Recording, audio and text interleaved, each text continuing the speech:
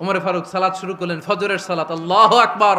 In the mean time Abu Lulu এই খঞ্জর নিয়ে ওমরে ফারুকের বুকের মধ্যে 3টা স্টেবিং করলেন। একটা মারলেন নাভির নিচে, মারার সাথে সাথে বায়োগ্রাফি সম্পর্কে জানবো। ওমরে ফারুক রাদিয়াল্লাহু তাআলা আনহু, the superhero of this উম্মাহ। এই উম্মার সুপার হিরো তিনি, ঠিক কিনা? ওনার মুখের আগে লাঠি চলতো বেশি। সুবহানাল্লাহ পড়বেন না? মাঝে মাঝে লাঠি চালানোরও দরকার আছে না নাই? সাইয়েদনা ওমরে ফারুক আমাদের জন্য অনুপ্রেরণা। Is the real superhero of Muslim উম্মাহ। তিনি এই উম্মার রিয়েল সুপার হিরো। এজন্য ওনার জীবনী থেকে আমরা কিছু শিক্ষা নেওয়ার চেষ্টা করব ইনশাআল্লাহ। পড়েন সাইয়েদনা ওমরে ফারুক কিভাবে ইসলাম ধর্ম গ্রহণ করলেন, কিভাবে বিশ্বনবীর প্রাণের কলিজার টুকরা হলেন, এটা দিয়ে আমরা শুরু করি। আল্লাহ তাআলা সাইয়েদনা ওমরে ফারুকের হৃদয়ের মধ্যে 3টা ধাক্কা মেরেছেন, ঈমানের ধাক্কা। আওয়াজ করে বলতে হবে কয়টা? জোরে বলেন তো কয়টা? 3টা ঈমানি ধাক্কা। এক হচ্ছে বিশ্বনবীর দোয়ার ধাক্কা। এক কি? দোয়ার ধাক্কা। 2 হচ্ছে সূরা হাক্কা দিয়ে দিয়েছেন আল্লাহ এক ধাক্কা। সুবহানাল্লাহ পড়বেন না? 3 হচ্ছে সূরাতু তাহা দিয়ে আল্লাহ দিয়েছেন আরেকটা ধাক্কা। এই 3টা ঈমানি ধাক্কা যখন সাইয়েদনা ওমরে ফারুকের হৃদয়ে লাগলো, উনি পড়তে আরম্ভ করেছেন, আশহাদু আল্লা ইলাহা ইল্লাল্লাহ ওয়া আশহাদু আন্না মুহাম্মাদান আবদুহু ওয়া রাসূলুহু। চিল্লায়ে পড়েন আল্লাহু আকবার। বিশ্বনবী মক্কায় বসে বসে তাহাজ্জুদের সালাত পড়ে আল্লাহর কাছে দোয়া করলেন, আল্লাহুম্মা আইজ্জাল ইসলাম বিআহাব্বির রাজুলাইনি ইলাইক। ও আল্লাহ, 2 জন লোকের নাম বলবো, 2 জনের দরকার নেই। এই 2 জনের একজনকে আপনি ইসলামের সুশীতল ছায়া তলে এনে ইসলামকে বিজয় দান করে দেন। মুহূর্তের মধ্যে দোয়াটা কবুল করে নিয়েছে কে? বিশ্বনবী বললেন, আল্লাহ 2 জনের নাম বলবো আজকের দোয়ায়। আবি জাহাল ইবনে হিশাম, হয়তো হিশামের বেটা আবু জাহেলকে আপনি ইসলামের ভিতরে নিয়ে আসেন, কিংবা ওমর ইবনুল খাত্তাব, খাত্তাবের বেটা ওমরকে আপনি ইসলামের ছায়া তলে নিয়ে আসেন। ওমরে ফারুকের জন্য দোয়াটা কবুল করে নিয়েছে কে? মক্কার যে অবস্থা, আল্লাহর হাবিব সাল্লাল্লাহু আলাইহি ওয়াসাল্লাম বুঝলেন মক্কার এই 2 জনের একজন যদি আমার সাথে না থাকে তাহলে মক্কায় দাওয়াতি কাজ চালিয়ে যাওয়া যাবে। আল্লাহরে বললেন, আল্লাহ বেশি চাই না, এই 2 জনের একজন, হয় আবু জাহেল নয় ওমর, হয় আবু জাহেল নয় ওমর। বিশ্বনবী যখন দোয়া করলেন, এই দোয়ার একটা ঈমানি ধাক্কা, নূরানি ধাক্কা সাইয়েদনা ওমরে ফারুকের হৃদয়কে স্পর্শ করে ফেলল। দোয়া ইজ লাইক এ মিসাইল। এই যে আমরা দোয়া করি, এটা মিসাইলের মতো। যুদ্ধে মিসাইল হামলা করে না? মিসাইল হামলা করার পরে এই মিসাইল লক্ষ্য বস্তুতে যে ভেদ করে, ঠিক কিনা? তেমনি দোয়ার মতো যদি আপনি দোয়া করতে পারেন, আপনি যেই জন্য দোয়া করেছেন ঠিক ওই জায়গায় যে আপনার দোয়া স্পর্শ করে। সুবহানাল্লাহ পড়বেন না? বিশ্বনবীর দোয়ার মাধ্যমে প্রথমে সাইয়েদনা ওমরে ফারুকের হৃদয়ে এক ধাক্কা লাগলো। 2 নম্বরে রব্বুল আলামিন সূরাতুল হাক্কা দিয়ে ওমরে ফারুকের হৃদয়ের মধ্যে দিলেন এক ধাক্কা। পড়েন আল্লাহু আকবার। কোরআনের ভেতরে সূরাতুল হাক্কা নামে একটা সূরা আছে না নাই? আল হাক্কাতু মাল হাক্কা ওয়া মা আদরাকা মাল হাক্কা। পড়েন আল্লাহু আকবার। বিশ্বনবী যখন দোয়া করলেন, ওই দোয়া যখন সাইয়েদনা ওমরে ফারুকের হৃদয়ে স্পর্শ করলো, সাইয়েদনা ওমরে ফারুক সব সময় বিশ্বনবীরে ফলো করতে আরম্ভ করলেন। বিশ্বনবী ডানে গেলে লুকিয়ে লুকিয়ে ওমর ফারুক ডানে যায়, বিশ্বনবী বায়ে গেলে লুকিয়ে লুকিয়ে ওমরে ফারুক বায়ে যায়। বিশ্বনবী একবার মসজিদুল হারামে যে নামাজ পড়তে শুরু করলেন, ওমরে ফারুক তখন বিশ্বনবীর পিছু পিছু ছদ্মবেশে পেছন থেকে যে বিশ্বনবী কিভাবে নামাজ পড়ে দেখতে শুরু করলেন। বিশ্বনবী ইন দা মিন টাইম এশার নামাজে আল হাক্কাতু মাল হাক্কা তেলাওয়াত শুরু করে দিলেন। আল হাক্কাতু মাল হাক্কা তেলাওয়াত শুরু করে দিলেন। তেলাওয়াত করতে করতে বিশ্বনবী যখন তেলাওয়াত করতেছে, ওমরে ফারুক এরকম দুলতেছে আর মজা পাচ্ছে। ও মিয়া, বিশ্বনবীর কণ্ঠ বুঝি আমার মতো কণ্ঠ? আপনার মতো কণ্ঠ? আহমদ বিন ইউসুফের কণ্ঠ? আব্দুল বাসিতের কণ্ঠ না? বিশ্বনবীর গলায় যে কি সুরের ঝংকার আল্লাহ দিয়েছেন, কি সুরের লহরী আল্লাহ দিয়েছেন, একবার যে শুনতো পাগল হয়ে যেত। আল্লাহু আকবার। বিশ্বনবী সূরা হাক্কা মন্ত্রমুগ্ধ তেলাওয়াতে, মন্ত্রমুগ্ধ সুর দিয়ে, মন্ত্রমুগ্ধ কণ্ঠ দিয়ে তেলাওয়াত করতে লাগলেন। এশার সালাতে ওমরে ফারুক দুলতে লাগলেন। ওমরে ফারুক যত শুনেন অবাক হয়ে যায়, যত শুনেন অবাক হয়ে যায়, যতই শুনে অবাক, কিরে, কারণ তিনি আরবি ভাষা বুঝতেন। এত সুন্দর শব্দের গাঁথনি, এত প্রাঞ্জল বর্ণনা, এত সুন্দর অন্তমিল, এটা কবিতা না হয়ে পারে না। উনি মনে মনে ভাবলেন এটা মনে হয় কবিতা, it might be poem, it could be poem. Muhammad মনে হয় কবি হয়ে গেছে, তার কাব্য প্রতিভা দিয়ে সে এটা বানিয়েছে। তা না হলে এত সুন্দর কথা এটা কবিতা না হয়ে পারে। ইন দ্য মিন টাইম বিশ্বনবী কিন্তু দেখতেছে না যে পেছনে ওমর। বিশ্বনবী তেলাওয়াত করছিলেন, ইন দ্য মিন টাইম বিশ্বনবী পড়ছিলেন ওমা হুয়া বিকাউলি শাইরিন কলিলাম মা তুমিনুন। এই আয়াতের অর্থ হলো এটা কোনো কবির কথা নয়, খুব অল্প সংখ্যক লোকই তোমরা ঈমান আনো। সুবহানাল্লাহ পড়েন। এটাকে বলে কোইনসিডেন্ট। কোইনসিডেন্ট, হুট করে অনেক সময় মিলে যায়, যায় কি যায় না? আপনি একজনের কথা ভাবতেছেন, বাজারে গেলেন, বাজারে যেই দেখেন ওই লোকটা দাঁড়ায় আছে, এরকম হয় কি হয় না? কোইনসিডেন্ট। ওমরে ফারুক মনে মনে যেটা ভাবতেছে ওই কথা দিয়ে বিশ্বনবী তেলাওয়াত করতেছে, আল্লাহু আকবার। বিশ্বনবী যে আয়াত তেলাওয়াত করছিলেন, আয়াতের অর্থ হলো এটা কোনো কবির বানানো কবিতা না, খুব অল্প সংখ্যক লোকই তোমরা ঈমান আনো। ওমরে ফারুক আটকে উঠলেন, থমকে দাঁড়ালেন। ঘটনা কি? আমি মনে মনে ভাবলাম, কি রে, এত সুন্দর কথা, এটা তো মানুষের কথা হতে পারে না, এটা নিশ্চয়ই কবিতা, কবির কথা। কিন্তু মুহাম্মদ এখন আবার পড়তেছে ওমা হুয়া বিকাউলি শাইর, এটা কোনো শায়েরের, কবির কথা নয়। কলিলাম মা তুমিনুন, অল্পই তোমরা ঈমান আনো। তার মানে আমার মনে যা চলে মুহাম্মদ এটা টের পায়। মুহাম্মদ গণক। নাউজুবিল্লাহ পড়বেন না? মুহাম্মদ অনেক বড় মাপের একজন গণক।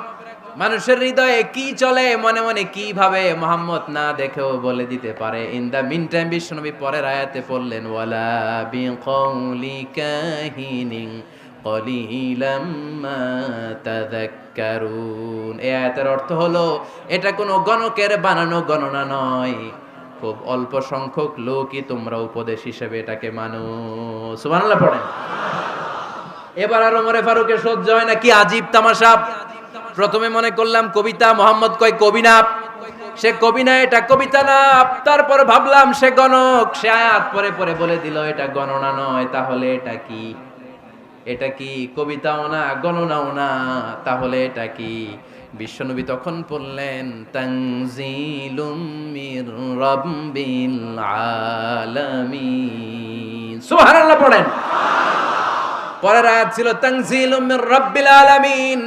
এটা দুনিয়ার কোনো কবির বানানো কবিতা না, এটা কোনো গণকের গণনা না, এটা কোনো সাহিত্যিকের বানানো সাহিত্য নয়, এটা মহাবিশ্বের পরিচালক রব্বুল আলামিনের কাছ থেকে পাঠানো কিতাব কোরআন। সূরা হাক্কার ধাক্কায় ওমরে ফারুক কাইত। প্রথমে ধাক্কাটা লাগলো যে দোয়া। বিশ্বনবী তাহাজ্জুদে কেঁদে দোয়া করলেন, আল্লাহ হয় আবু জাহেল রে দিবা নাইলে ওমর রে দিবা। ওই দোয়া ওমরে ফারুকের হৃদয়ে ছোঁয়া লেগেছে। এরপর হাক্কা, সূরাতুল হাক্কা দিয়ে দিলে এক ধাক্কা। এই ধাক্কা খেয়ে উথাল পাথাল হৃদয়ের মধ্যে, হায় রে, এ কি বাণী, এ কেমন কথা, কে মুহাম্মদ? তারপরও শয়তানের ওয়াসওয়াসা আছে না নাই? আল্লাহ বলে যতই ওয়াসওয়াসা ওমরকে দেয়া হোক, আমি ওমরে ফারুককে এই মুসলিম উম্মতের সেনাপতি বানিয়ে ছাড়বো, আমি সেনাপতি বানাবো। এবার 3 নাম্বার ডোজ। ডাক্তারের কাছে গেলে প্রথমে দেখবেন সিম্পল ডোজ দেয়, নরমাল ওষুধ, এটাতে কাজ না হলে ডোজ বাড়ায়, একেবারে কাজ না হলে অ্যান্টিবায়োটিক মারে, আছে না নাই?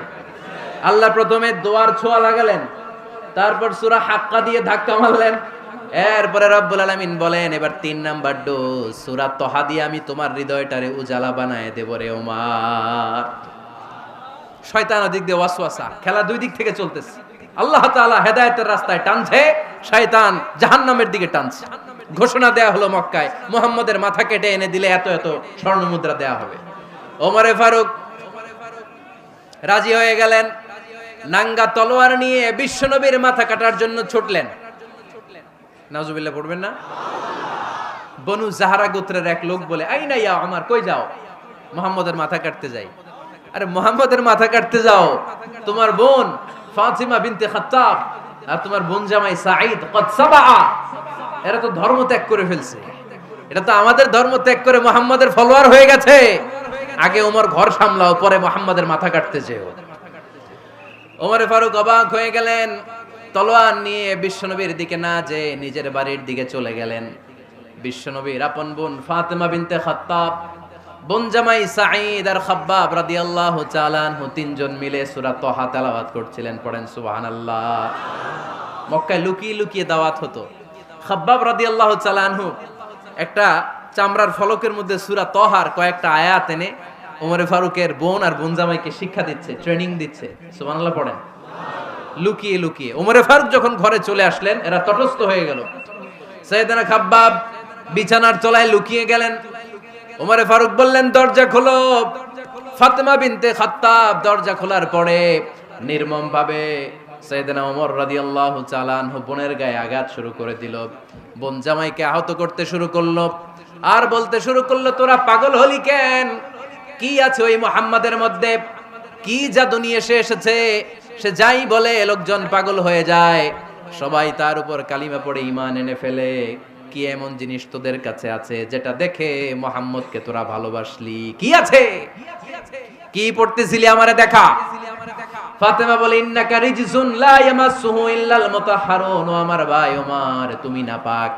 তুমি কি? লা ইয়ামাসসুহু ইল্লাল মুতাহহারুন। পবিত্রতা অর্জন না করে এই কোরআন ধরা যায় না। সুবহানাল্লাহ পড়েন। ওমরে ফারুক গোসল করে আসলেন, কারণ ধাক্কা তো আগে কয়েকটা খাইছে। কথা বুঝেন নাই বোধহয়।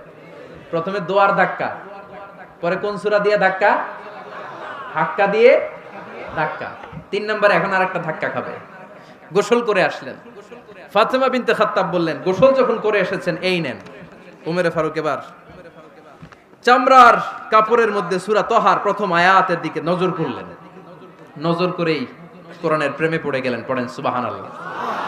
ওমর ফারুক পড়তে আরম্ভ করলেন, তাহা মা আনজালনা আলাইকাল কুরআনা লিতাশকা ইল্লা তাযকিরাতাল লিমান ইয়াখশা তানজিলাম মিম্মান খালাকাল আরদা ওয়াস সামাওয়াতিল উলা। সুবহানাল্লাহ পড়েন। উনি পড়তে আরম্ভ করলেন, তাহা মা আনজালনা আলাইকাল কুরআনা লিতাশকা। এই কোরআনকে আমি তোমাদের হতভাগ্য জাতি হিসেবে দুনিয়ায় থাকার জন্য পাঠাই নাই। এটা রব্বুল আলামিনের পক্ষ থেকে এসেছে। যারা রবকে ভয় করে তাদের জন্য আছে উপদেশ। যিনি আকাশ বানিয়েছেন, জমিন বানিয়েছেন, ওই আল্লাহ তাআলা নিজেই এই কোরআন পাঠিয়েছে। আওয়াজ করে পড়তে হবে, আল্লাহু আকবার। উনি খুব ভালো আরবি জানতেন। সূরা তাহা পড়ার পরে আর ধৈর্য ধারণ করতে পারে না। ওমর ফারুক ছোট্ট বাচ্চার মতো কান্না শুরু করে দিলেন। আল্লাহু আকবার। সূরা তাহাটা হাতে নিয়ে, তলোয়ারটা হাতে নিয়ে বিশ্বনবীর দিকে ছুটতে আরম্ভ করলেন। আইনা মুহাম্মদ, কোথায় মুহাম্মদ? তোমরা আমাকে মুহাম্মাদের কাছে নিয়ে চলো। বিশ্বনবী তখন সাফা পাহাড়ের পাদদেশে দারুল আরকাম ইবনে আলকামের ঘরে লুকিয়ে লুকিয়ে কোরআনের দাওয়াত দিতেন। ওমরে ফারুককে পাগলের মতো ছুটে আসতে দেখে বিশ্বনবীর চাচা হামজা ইবনে আব্দুল মুত্তালিব বলল, নবী আপনি পালান।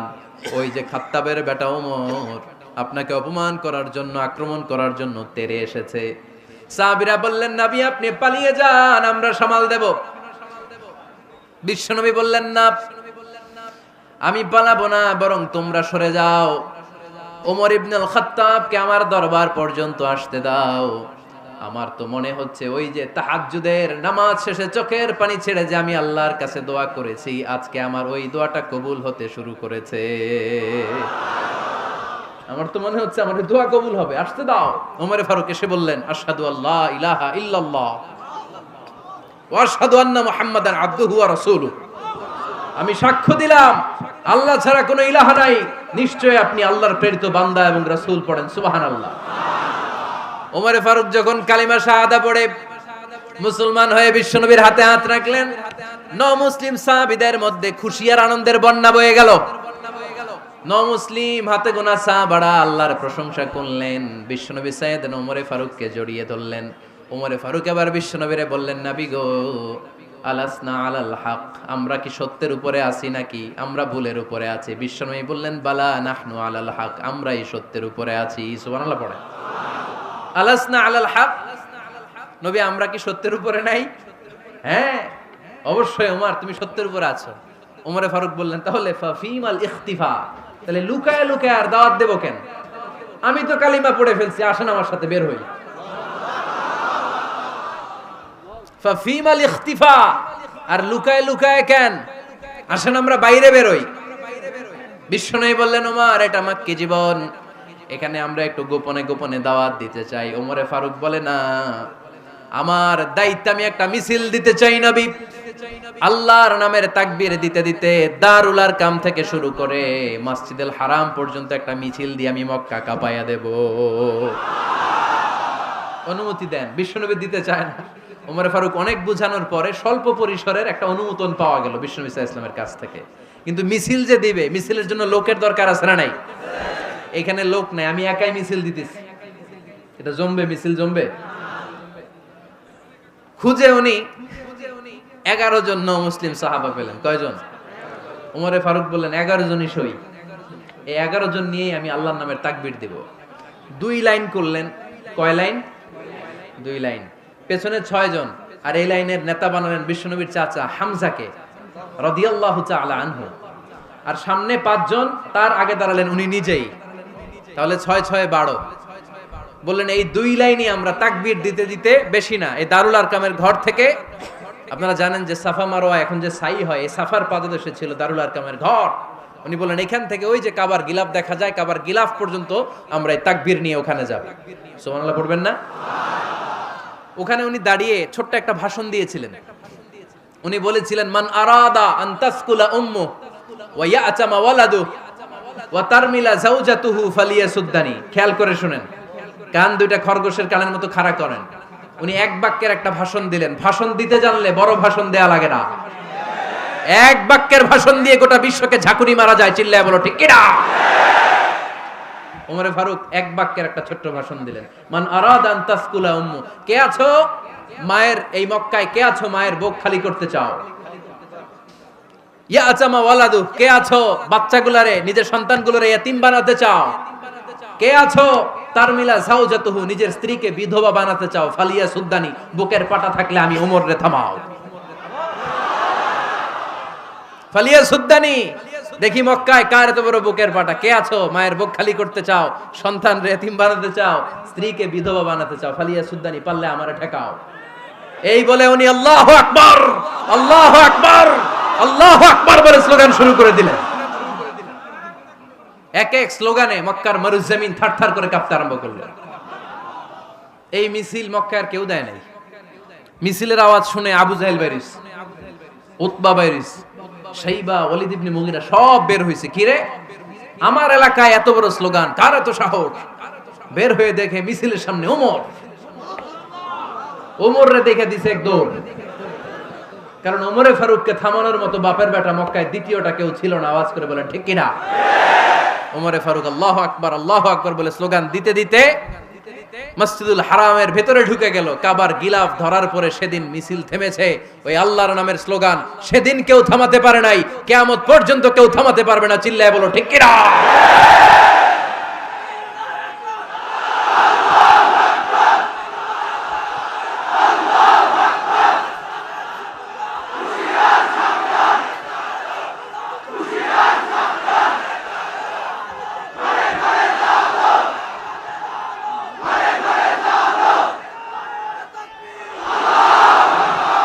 ওই রকম একটা ওমরের দরকার, আমাদের বেশি চাই না। জোরে বলেন ঠিক কিনা? দাও খোদা দাও আমায় আবার ওমর দারাজ দিল, দাও খোদা দাও আমায় আবার ওমর দারাজ দিল, দাও আলীর মতো বীর সেনানি, আলীর মতো বীর সেনানি জাগাতে নিখিল,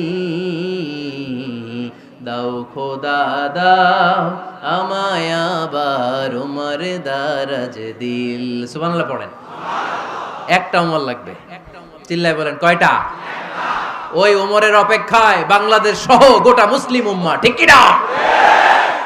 একটা ওমরই যথেষ্ট। আমাদের সেন্ট্রাল লিডারশিপ নাই তো, আমাদেরকে এদিকে লাথি মারলে আমরা ওইদিকে যাই, ওদিক থেকে গুতা মারলে আমরা এদিকে যাই। আমাদের রিপ্রেজেন্টেটিভ, আমাদের প্রতিনিধিত্ব করার মতো কোনো কেন্দ্রীয় লিডারশিপ নেতৃবৃন্দ গোটা বিশ্বে নাই। ঠিক কি না? আমরা সেই ওমরে ফারুকের অপেক্ষায়, আমরা সেই ইমাম আল মাহাদির অপেক্ষায়। এই ওমরে ফারুক আমাদের মডেল, ঠিক কিনা? থার্ড ইন পজিশন এই পুরা উম্মতের মধ্যে ওনার পজিশন নাম্বার 3। 1 নাম্বার পজিশন বিশ্বনবীর, কার? 2 নাম্বার পজিশন কার? আবু বকর। 3 নাম্বার পজিশন কার? ওমরে ফারুকের। বিশ্বনবী বলতেন লা নবিয়্যা বা'দি, লা নবিয়্যা বা'দি, আমার পরে কোনো নবী নাই। ওয়ালা রাসূলা, আমার পরে কোনো রাসূলও নাই। আমার নবীর পরে আর কোনো নবী আছে? আমার নবীর পরে আর কোনো রাসূল আছে? এই যে কাদিয়ানি যে একটা সম্প্রদায় আছে, এরা কি মুসলিম নাকি অমুসলিম? মুসলিম সম্প্রদায়ের সাথে এদের কোনো সম্পর্ক নাই। চিল্লা বলেন ঠিক কিনা?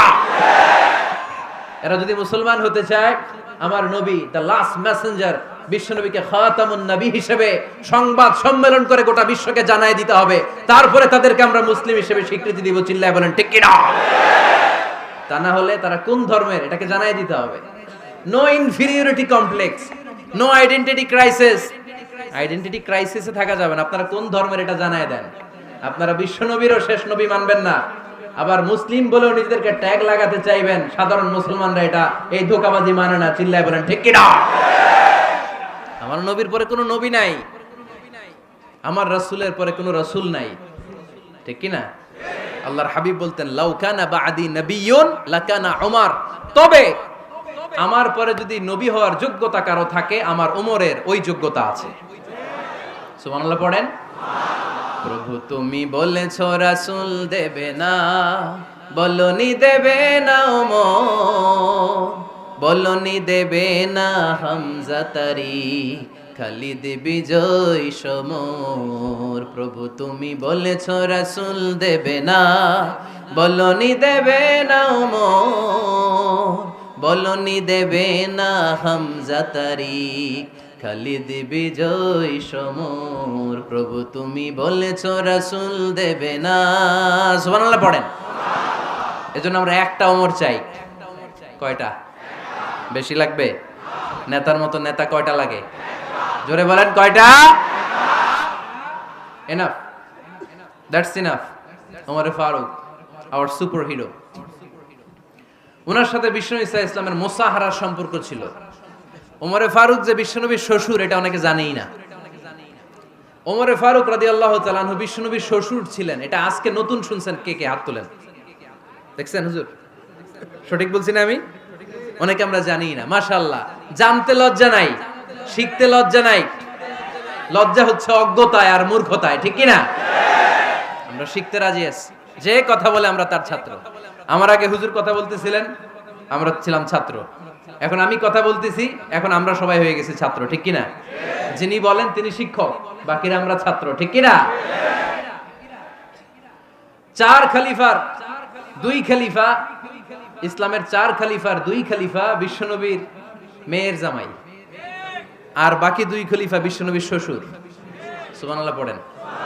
সাইয়েদনা আলী রাদিয়াল্লাহু তাআলা আনহু, সাইয়েদনা উসমান যুন-নূরাইন বিশ্বনবীর মেয়ের জামাই। উসমান রাদিয়াল্লাহু তাআলা আনহুর কাছে বিশ্বনবী 2 মেয়েকে বিয়ে দিয়েছিলেন। একজন মারা যাওয়ার পরে আরেকজন। বিশ্বনবী বলেছেন এরপরে আরেকটা থাকলে ওইটারও বিয়ে দিতাম। সুবহানাল্লাহ পড়বেন না? 2 জন ছিল মেয়ের জামাই আর 2 জন ছিল শ্বশুর। সাইয়েদনা আবু বকর শ্বশুর, বিশ্বনবীর স্ত্রী আম্মাজান আয়েশা রাদিয়াল্লাহু তাআলা আনহার বাবা। বিশ্বনবীর স্ত্রী আম্মাজান হাফসা রাদিয়াল্লাহু তাআলা আনহার বাবা ছিল সাইয়েদনা ওমর ফারুক। চিল্লায় পড়েন আল্লাহু আকবার। জানো তো না পজিশন না? সাইয়্যিদু কুহুলিল জান্নাহ, জান্নাতে যত নারীরা যাবে, নারীদের সর্দারিনী হবে সাইয়্যিদাতুনা ফাতেমা রাদিয়াল্লাহু তাআলা আনহা। এই ফরিদপুরের যত ইয়াং স্টারেরা তোমরা যারা জান্নাতে যাবে, তোমাদের লিডার হবে সাইয়েদনা হাসান আর হুসাইন রাদিয়াল্লাহু তাআলা আনহুমা। আর বয়স্ক মুরব্বীরা যারা জান্নাতে ঢুকবেন, আপনাদের লিডার হবে সাইয়েদনা আবু বকর আর সাইয়েদনা ওমর ফারুক রাদিয়াল্লাহু তাআলা আনহু। সুবহানাল্লাহ পড়তে পারলেন না? ওমর ফারুক এটা সাধারণ কোনো ক্যারেক্টারিস্টিক্স নয়। ওনাকে আল্লাহ তাআলা নলেজও দিয়েছেন, আবার দিনদারিও দিয়েছেন। আমার দিনী ভাইয়েরা খেয়াল রাখবেন, কোনো আলেমের মধ্যে বা কোনো নেতার মধ্যে যদি এই দুইটার সমন্বয় আপনি পান, যে তার জ্ঞানও আছে আবার দিনদারিও আছে, he belongs the knowledge and he belongs the তাকওয়া, সে গোটা বিশ্বকে জয় করে ফেলবে, ঠিক কি না? যার মধ্যে জ্ঞান আছে, যার মধ্যে তাকওয়া আছে, তারে কেউ থামায় রাখতে পারে? ওমরে ফারুককে এই দুই নেয়ামত দিয়ে ধন্য করেছে কে?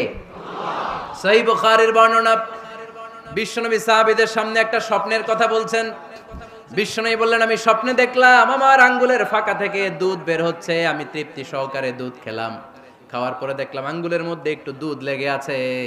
আমার আঙ্গুলে অতিরিক্ত লেগে থাকা দুধটা আমি ওমরে ফারুকের মুখের মধ্যে লাগিয়ে দিলাম। সাহাবারা বললেন, ইয়া রাসূলুল্লাহ, ইয়া হাবিবাল্লাহ, মাযা আওয়ালতা বিহি, এই স্বপ্নের আপনি কি ব্যাখ্যা করলেন, আমরা তো বুঝলাম না। বিশ্বনবী বললেন, আওয়ালতু বিহি আল ইলম, আমি এই দুধ দিয়ে জ্ঞানের ব্যাখ্যা করেছি, কারণ ওমরকে আল্লাহ যেই জ্ঞান দিয়েছে গোটা বিশ্বের কাউকে এত জ্ঞান দেয় না। এজন্য স্বপ্নে যদি কেউ দেখেন যে আপনি দুধ খাচ্ছেন, তার মানে আল্লাহ তাআলা আপনার জ্ঞান বাড়ায় দিবে। ওমরে ফারুককে দুধ খেয়ে অতিরিক্ত দুধের অংশটা বিশ্বনবী আবু বকর রাদিয়াল্লাহু তাআলা আনহুর মুখে দেন নাই, সাইয়েদনা উসমানের মুখে দেন নাই, আলী রাদিয়াল্লাহু তাআলা আনহুর মুখে দেন নাই। স্বপ্নে ওই অতিরিক্ত লেগে থাকা দুধটা বিশ্বনবী ওমরে ফারুকের ঠোঁটের মধ্যে লাগিয়ে দিয়েছেন।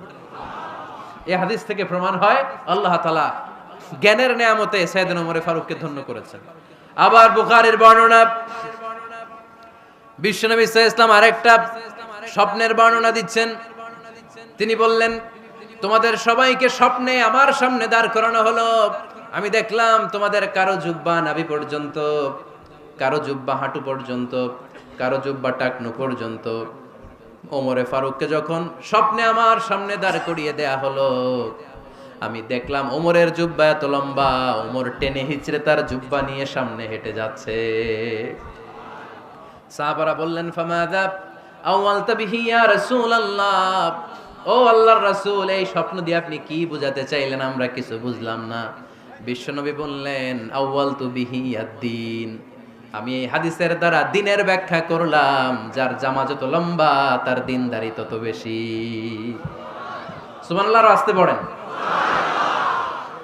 স্বপ্নে দেখলেন কোন সাহাবীর জুব্বা নাভি, কোন সাহাবীর হাঁটু, কারোটা টাকনু, কিন্তু ওমরে ফারুকের জুব্বা এত লম্বা, ইয়াজুরু থাওবাহু, তিনি তার জুব্বা টেনে হিচড়ে যাচ্ছেন। বিশ্বনবী বললেন, এটা দ্বারা আমি দ্বীন, আমি তাকওয়া, দ্বীনদারি, তাকওয়া, এটার ব্যাখ্যা করেছি। তার মানে ওমরে ফারুকের তাকওয়ার সামনে সব তাকওয়া পানি হয়ে যাবে। কোন সুবহানাল্লাহ। আল্লাহ তাআলা সাইয়েদনা ওমরে ফারুককে দ্বীনের জ্ঞান দিয়েছেন, তাকওয়া দিয়েছেন। যুবক ভাইরা, যাকে আল্লাহ তাআলা দ্বীনের জ্ঞান দেয়, যাকে আল্লাহ তাআলা তাকওয়ার এই গুণ দিয়ে সমৃদ্ধ করে, তার জন্য গোটা বিশ্বের সব দরজাগুলোকে ওপেন করে দেয় কে? কত বড় মুত্তাকি ছিলেন সাইয়েদনা ওমরে ফারুক।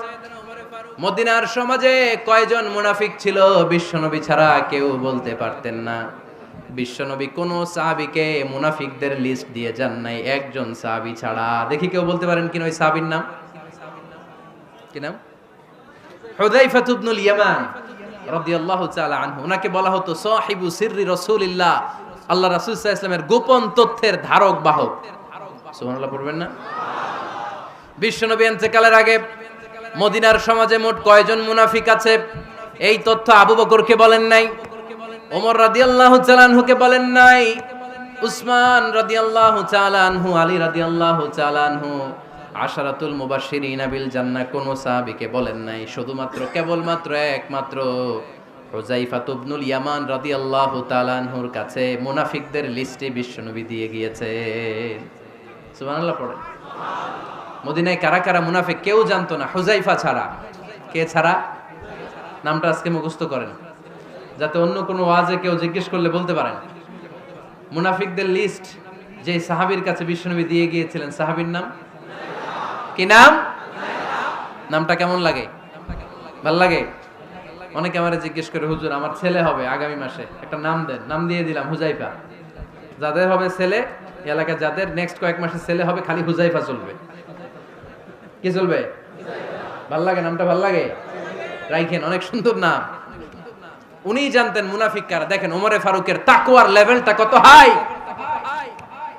ওমরে ফারুক একদিন হুযায়ফা রাদিয়াল্লাহু তাআলা আনহুর কাছে গেলেন, যে বললেন, হুযায়ফা, বিশ্বনবী ইন্তেকালের আগে মুনাফিকদের নামের লিস্টটা কারো কাছে দেয় নাই, আমার জানা নাই, সাইয়েদনা আবু বকরের জানা নাই, কোন সাহাবীর জানা নাই, তুমি ছাড়া।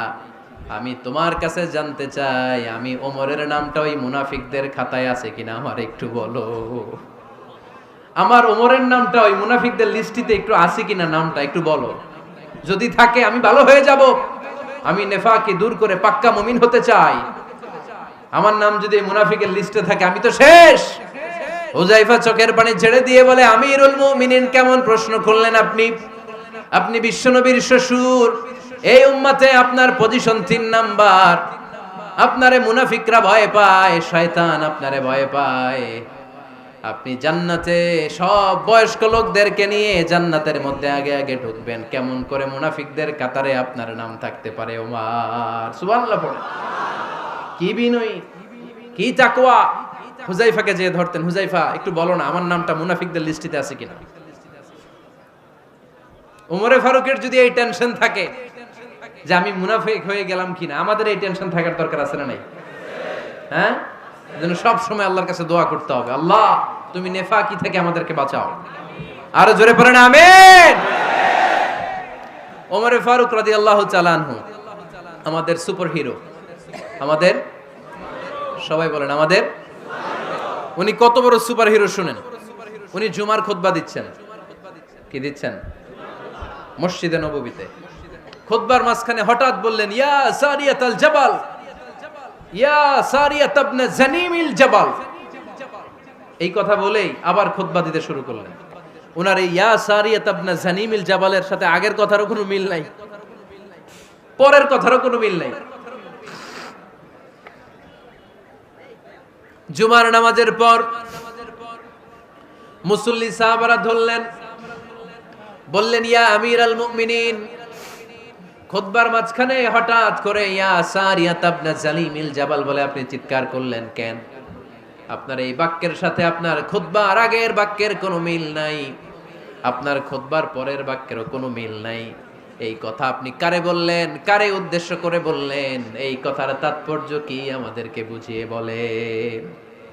ওমরে ফারুক বললেন, আমি যখন খুতবা দিচ্ছি আমি দেখতে পেলাম ওই যে কয়েক মাস আগে আমি আমার মুসলিম সেনাবাহিনী পারস্যে আক্রমণের জন্য পাঠিয়েছি, বর্তমান ইরান, ইরানের ওই বিশাল এলাকাতে পারস্যে আমি আমার ব্যাটালিয়ন পাঠিয়েছি। আমি হঠাৎ করে দেখতে পেলাম আমার মুসলিম বাহিনীর সেনাপতি যুদ্ধের এক পর্যায়ে তার ডানে আছে উপত্যকা, বায়ে আছে পাহাড়, সে পাহাড়ি রাস্তা ছেড়ে দিয়ে উপত্যকার দিকে যেতে শুরু করেছে। আমি দেখতে পেলাম আমার মুসলিম বাহিনী যদি উপত্যকার দিকে ছুটে বেড়ায়, কাফির মুশরিকরা আমার মুসলিম বাহিনীকে কচুকাটা করে ফেলবে। তাই আমি এখান থেকে তাদেরকে কমান্ড দিয়ে বলেছি, ইয়া সারিয়াতাল জাবাল, উপত্যকার দিকে নয় পাহাড়ের দিকে যাও, তাহলেই তোমাদের বিজয় নিশ্চিত হয়ে যাবে। উপত্যকার দিকে যেও না, ইলাল জাবাল, ইলা সারিয়াতিল জাবাল, পাহাড়ের দিকে ছোট। সাহাবারা অবাক, ঘটনা কি? উনি বসে আছেন মদিনায় মসজিদে নববীর মিম্বারে দাঁড়িয়ে, উনি যদি ইয়া সারিয়াতাল জাবাল বলে এটা কি ইরানে যাবে নাকি? ও মিয়া, তখনকার সময়ে বর্তমানের মতো মোবাইল ছিল নাকি, ইন্টারনেট ছিল নাকি, কিছু ছিল? খালি মুখে আমি যদি বলি ইয়া সারিয়াতাল জাবাল, এটা ইরানে যাবে, ইন্ডিয়া যাবে, ঢাকায় তো যাবে না, ফরিদপুর শহরেই তো বসবে না, ঠিক কিনা? কিন্তু এটা আমিরুল মুমিনিন বিশ্বাসী সাহাবারা বিশ্বাস করে নিল। কিছু মুনাফিক ছিল, এরা কয় না ঝামেলাস, এটা তো সম্ভব না। এক কাজ করি, এই সেনাপতি যখন বিজয়ী বেশে মদিনায় ফিরে আসবে আর আমরা ধরবো। এরা দিন গুনতে লাগলো, এই সেনাপতি মুসলিম বাহিনী নিয়ে পারস্য জয় করে কবে ফিরে আসবে। এই মুনাফিকের দলগুলো কখনো সেনাবাহিনীকে অভ্যর্থনা জানাতে যেত না, কিন্তু এইবার সবার আগে মদিনার উপকণ্ঠে যে সেনাপতিদেরকে অভ্যর্থনা জানানোর জন্য ফুল নিয়ে রেডি, ফুল নিয়ে দাঁড়ায়। সেনাপতি ঢুকার সাথে সাথে ধরছে, এই সেনাপতি কোত্থেকে আসছো? কয় পারস্য জয় করে আসছি। কয় এমন এমন দিন, জুমার দিন দুপুর বেলা যুদ্ধের মাঝখানে আমিরুল মুমিনিনের কণ্ঠের কোন কথাবার্তা শুনছো নাকি? সেনাপতি অবাক, কয় তোমরা জানলা কেমনে? শুনছি তো। সুবহানাল্লাহ পড়বেন না? আমরা যুদ্ধে একটা ভয়ঙ্কর অবস্থার মধ্যে ছিলাম, পেছন থেকে শত্রুরা আমাদেরকে আক্রমণ করতে শুরু করে দিল। ডানে যাব না বায়ে যাব, সামনে যাব নাকি পেছনে যাব, রাস্তা খুঁজে পাচ্ছি না। ডান দিকে ছিল আমাদের উপত্যকার রাস্তা, বাঁ দিকে ছিল পাহাড়ি পথ। আমরা সোজা পথ হবে মনে করে উপত্যকার দিকে ছুটতে আরম্ভ করলাম।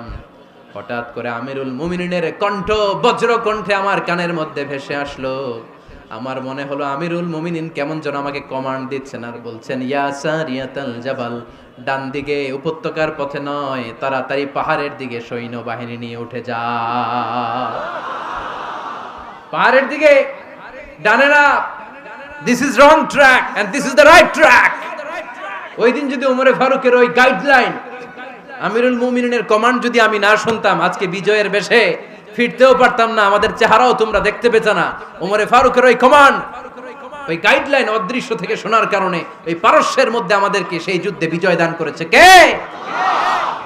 দিস ইজ ওমরে ফারুক, দিস ইজ ওমরে ফারুক।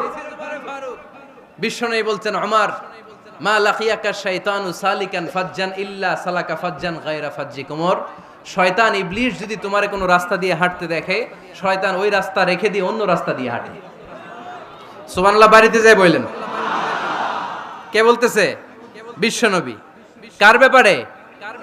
ওমরে ফারুকের ব্যাপারে। শয়তান যদি দেখে যে ওমরে ফারুক এই রাস্তা দিয়ে হাঁটতেছে, শয়তান ওই রাস্তা রেখে দিয়ে অন্য রাস্তা দিয়ে হাঁটে। সুবহানাল্লাহ পড়েন। রাত্রিবেলা আমরা আমাদের বাচ্চা ছেলে মেয়েদেরকে যখন খাওয়াই, বাচ্চারা খেতে চায় না, এরকম হয় আপনাদের ফরিদপুর এলাকায়? হ্যাঁ, এই এলাকায় হয় নাকি?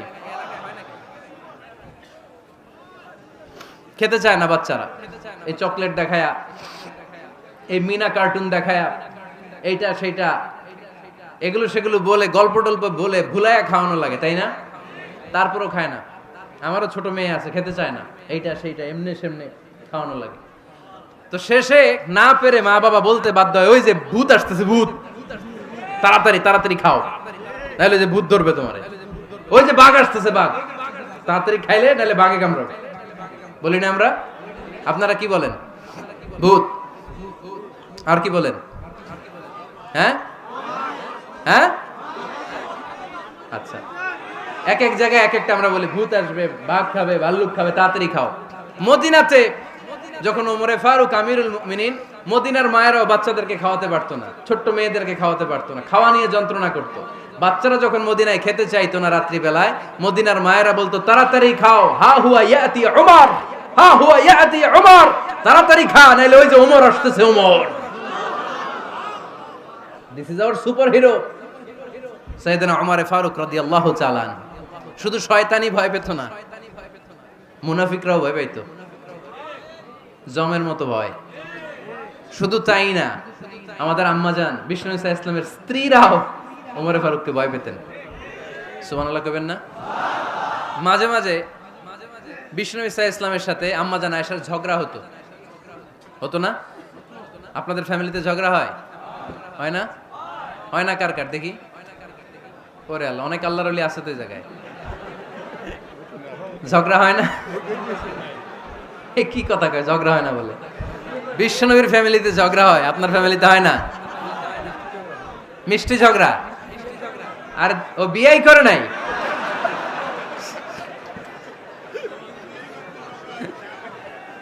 ঝগড়া তো হবেই, দাম্পত্য জীবনের মজাটাই তো এখানে। কখনো ঝগড়া, কখনো আনন্দ, একটু বৃষ্টি, একটু রোদ, একটু হাসি, একটু কান্না, ভালো লাগা, ভালোবাসা শেয়ার করে নেয়া, মিলেমিশে একাকার হয়ে যাওয়া, ঠিক কিনা? তো আল্লাহর হাবিব সাল্লাল্লাহু আলাইহি ওয়াসাল্লামের সাথে আম্মাজান আয়েশার ঝগড়া হতো। তো একদিন ঝগড়া হয়ে দুইজন রেগে আছে। খবরদার, দুইজন রেগে থাকবেন না আবার। একজন রাগলে আরেকজন থেমে যাবেন, কারণ এই ছোট্ট ঝগড়া থেকে এটা অনেক সময় বিচ্ছেদের দিকে গড়ায়। আমার প্রিয় ফরিদপুরবাসী, ভাবি রেগে গেলে আপনি রাইগেন না, ওই দিন আপনি একটু ঠান্ডা থাকেন। আবার আপনি রেগে গেলে, আমার মাইকের আওয়াজ যদি ভাবিরা শুনেন, আপনারা রেগে যায় না, একটু ঠান্ডা থাকবেন। দুইজনে রেগে গেলে তো তৃতীয় বিশ্বযুদ্ধ শুরু হবে, তাই না? একজন রেগে গেলে আরেকজন ঠান্ডা। কারণ এই সামান্য ঝগড়া থেকে ইগোর কারণে এটা বিচ্ছেদ আর ডিভোর্স পর্যন্ত গড়ায়। আর শয়তান এখানে উস্কানি দেয়, কারণ ইমানদারদের ফ্যামিলি ভাঙতে পারলে শয়তান সবচেয়ে বড় খুশি হয়। আর ইমানদারদের ফ্যামিলি টিকে থাকলে খুশি হয়ে যায় কে?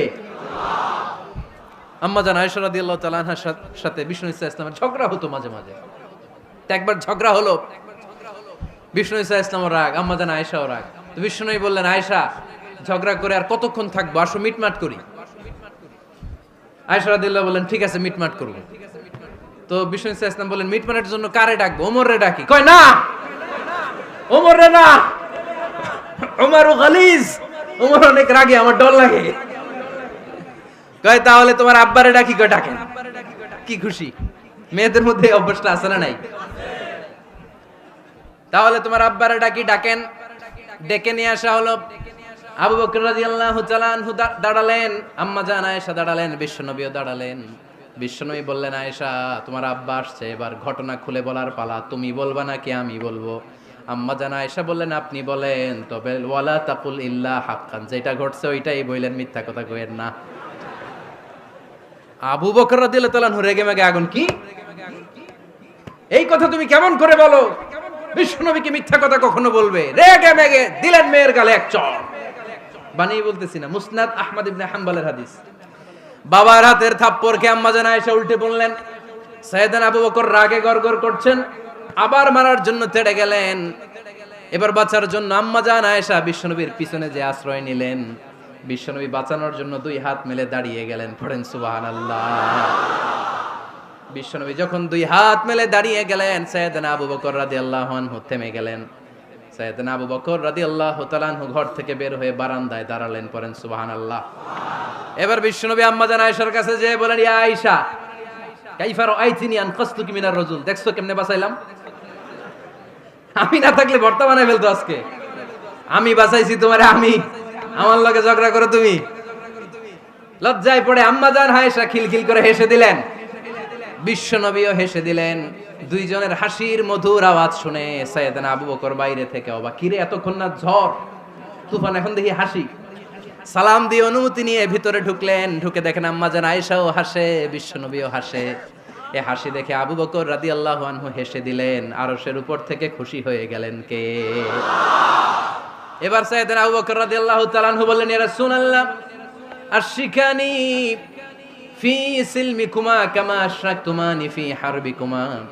ও নবী, যুদ্ধ লাগলে, দুইজন যুদ্ধ লাগলে মীমাংসার জন্য যেমনি আমারে ডাকেন, এরকম হাসি আর আনন্দের মুহূর্তেও আমারে একটু ডাকেন। আশরিকানি ফি সিলমিকুমা কামা আশরাকতুমানি ফি হারবিকুমা।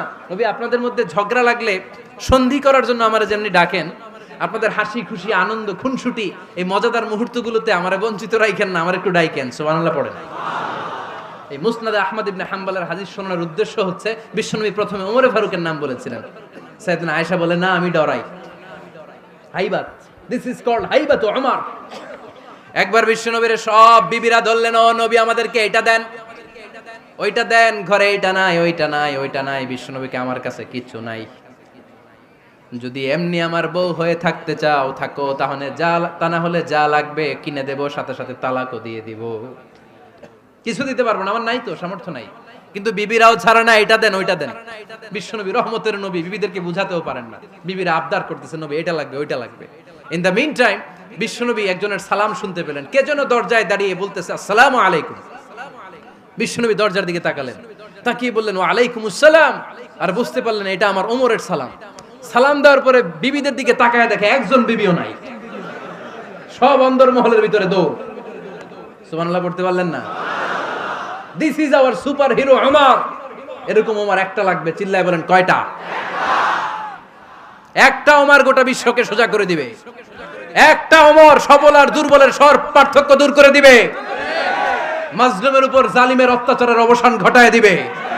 গোটা বিশ্বটাকে সাম্য, মৈত্রী, ভালোবাসার ইনসাফ দিয়ে পরিপূর্ণ করে দিবে। সেই ওমরের অপেক্ষায় আমরা। নিজের ছেলেকে ৮০টা বেত মেরেছেন। কয়টা? ৮০টা বেত মেরেছে। এই ব্যাপারে অনেকগুলো বর্ণনা পাওয়া যায়। সবচেয়ে সহিহ বর্ণনা হচ্ছে মুয়াত্তা ইমাম মালিকের বর্ণনা। ওমর ফারুক রাদিয়াল্লাহু তাআলা আনহুর ছেলে আব্দুর রহমান মারুফুন বিআবি শাহমা ছিলেন মিশরে। ওখানে নাবিজ খেয়েছিলেন। নাবিজ হচ্ছে আরব দেশের লোকেরা দুধের মধ্যে শক্ত খুরমা রাত্রেবেলা ঢেলে দিত। ঢেলে দিলে সারা রাত ওই খুরমার রসটা দুধের সাথে মিশে দুধটা লাল হয়ে যেত। এটারে সকালবেলা খেত, খুব সুস্বাদু। এটাকে বলে নাবিজ। কিন্তু এটা রাতে ভিজাইলে সকালেই খাইতে হয়, রেখে দিলে আবার একটু সমস্যা হয়। এটা অনেকটা তারির মতো হয়ে যায়, মাতলামি চলে আসে। তো ওমরে ফারুকের ছেলে নাবিজ খেয়েছেন, মদ খাননি, নাবিজ। কিন্তু নাবিজ খাওয়াতে সাকরান চলে এসেছে। সাকরান চলে আসাতে এটা যখন প্রমাণিত হয়েছে, আমর ইবনুল আস রাদিয়াল্লাহু তাআলা আনহু নাকি ৮০ বেত মেরেছেন মিশরে। কয় বেত? নিয়ম হচ্ছে সবার সামনে, কিন্তু সবার সামনে না মেরে একটু গোপনে মেরেছে। এই তথ্য যখন ওমরে ফারুকের কাছে এসেছে, উনি বললেন না, মারতে হবে সবার সামনে, আলাদা মারলা কেন? ও মদিনায় ফিরে আসলে আমি আবার 80টা মারব। মদিনায় ফিরে আসার পরে সাইয়েদনা ওমরে ফারুক ওই আগের 80টারে আর ধরেন নাই, নিজ হাতে আবার 80টা বেত মেরেছেন। এই বেত মারার 1 মাস পরে এই আবু শাহমা ইন্তেকাল করেছে। অনেক ঐতিহাসিক বলে এই বেতের আঘাতে মরেছে, কেউ কেউ বলেছে নিজের রোগের কারণে মরেছে। কিন্তু দিস ইজ দ্য ইনসাফ সিস্টেম অফ উমর। নিজের ছেলে বলে ছেড়ে দেয় নাই। এখন নিজের ছেলে হইলে 7 খুন মাফ, নেতার ছেলে হইলে 10 খুন মাফ, এলাকার মোড়লের ছেলে হইলে 10 খুন মাফ। নো পার্সিয়ালিটি ইন ইসলাম। ইসলামে পার্সিয়ালিটি নাই। আপনি নেতার ছেলে হন, আপনি বিজনেস ম্যাগনেটের ছেলে হন, আপনি যেই হন না কেন, ইসলামের দৃষ্টিতে সবাই সমান। চিল্লায় বলেন ঠিক কিনা? বানু মখজুমিয়া গোত্রের এক নারী চুরিতে ধরা পড়ল। সাহাবারা বললেন, নবী, মদিনার সবচেয়ে ভেরি প্রেস্টিজিয়াস এন্ড ডিগনিফাইড ফ্যামিলির মেয়ে, আপনি হাত কাটেন না, কারণ ইসলামের নিয়ম চুরি করলে কি কেটে দাও? বিশ্বনবী বললেন, বলো কি? হাত না কাটার জন্য তোমরা আমাকে রেকমেন্ড করছো? এটা আল্লাহর আইন। পৃথিবীর কেউ রেকমেন্ড করলো শোনার ক্ষমতা আমার নাই, কারণ আইনটা দিয়েছে কে? আল্লাহ। লাউ কানাত ফাতিমাতু বিনতি মুহাম্মাদিন সারাকাত লাকাতা মুহাম্মাদুন ইয়াদাহা। আরে বনু মাকসুমিয়া মেয়ে তো দূরের কথা, আমার কলিজার টুকরা ফাতেমাও যদি আজ চুরিতে ধরা পড়তো, তার হাত কেটে দিতে আমি 1 মিনিটও দেরি করতাম না। দিস ইজ ইসলাম। এই হচ্ছে ওমরে ফারুকের মানাকিব। এরকম ওমরে ফারুক কয়টা লাগবে? আওয়াজ করে বলতে হবে, কয়টা লাগবে? একটা লাগবে। এই সাইয়েদনা ওমরে ফারুক মদিনার প্রথম চিফ জাস্টিস ছিলেন। সর্বপ্রথম উনার পরামর্শে সাইয়েদনা আবু বকর রাদিয়াল্লাহু তাআলা আনহু কোরআনকে সংকলন করেছেন। আমরা এই যে কোরআন পড়ি 30 পারা, এমদাদিয়া লাইব্রেরির 114টা সূরা, কত সুন্দর সন্নিবেশ করা হয়েছে, এখানে সাজানো হয়েছে। আল্লাহর হাবিব সাল্লাল্লাহু আলাইহি ওয়াসাল্লামের সময় কি এরকম কোরআন ছিল নাকি? ছিল না। খেজুর পাতার মধ্যে, গাছের বাকলের মধ্যে, ওটের বড় হাড্ডির মধ্যে আর পাথরের মধ্যে খোদাই করা কোরআন ছিল। সাইয়েদনা আবু বকরের সময় রাদিয়াল্লাহু তাআলা আনহুর সময় যুদ্ধ হলো, 70 জন হাফেজ সাহাবী ইন্তেকাল করলেন। সাইয়েদনা আবু বকর রাদিয়াল্লাহু তাআলা আনহুকে ডেকে ওমরে ফারুক বললেন, ও আবু বকর, এইভাবে হাফেজে কোরআন সাহাবীরা যদি দুনিয়া থেকে বিদায় হয়ে যায়, আল্লাহর কোরআনও তো বিদায় হয়ে যাবে। আমার পরামর্শ হলো আপনি সব বয়োজ্যেষ্ঠ সাহাবীদেরকে একসাথে করে কোরআনের সব কাগজগুলোকে একসাথে করে একটা নির্ধারিত কপির মধ্যে কোরআনকে সংকলন করে ফেলেন। সাইয়েদনা আবু বকর বললেন, যেটা আমার নবী করে না, এটা আমি কেমনে করি? কিন্তু ওমরে ফারুক নাছরবান্দা বলে না, এটা করলে কোনো খারাপ হবে না, ভালোই হবে। মুসলিম উম্মার জন্য এক জায়গায় কোরআন সন্নিবেশিত থাকবে, আপনি করেন। সাইয়েদনা আবু বকর রাজি হয় না, ওমরে ফারুকও ছাড়ে না। ওমরে ফারুক বলতে বলতে বলতে বলতে এমন ভাবে সাইয়েদনা আবু বকর রাদিয়াল্লাহু তাআলা আনহুকে ধরলেন, সব শেষে সাইয়েদনা আবু বকর ওমরে ফারুকের কথায় কোরআন সংকলনে রাজি হয়ে গেলেন। পড়েন সুবহানাল্লাহ। উনি বললেন, ওমর যখন আমাকে বারবার বুঝাতে লাগলো, আল্লাহ তাআলা আমার হৃদয়টা ওমরের কথা শোনার জন্য খুলে দিলেন। আল্লাহ তাআলা কেমন যেন আমাকে ইলহাম করলেন, আবু বকর করো, এই কাজের মধ্য দিয়ে আমি আমার কোরআনকে গোটা বিশ্বে জীবিত রেখে দেব। This is Umar. এই যে আমরা হিজরি সনের যে আমরা গণনা করি, এই হিজরি সনের প্রবর্তক হচ্ছে সাইয়েদনা ওমরে ফারুক। সুবহানাল্লাহ নাই? আপনাদের মনোযোগ আছে না গেছে? কই ঘুমায় গেলেন মনে হয়? তাকবীর দেন তো একজন আওয়াজ করে।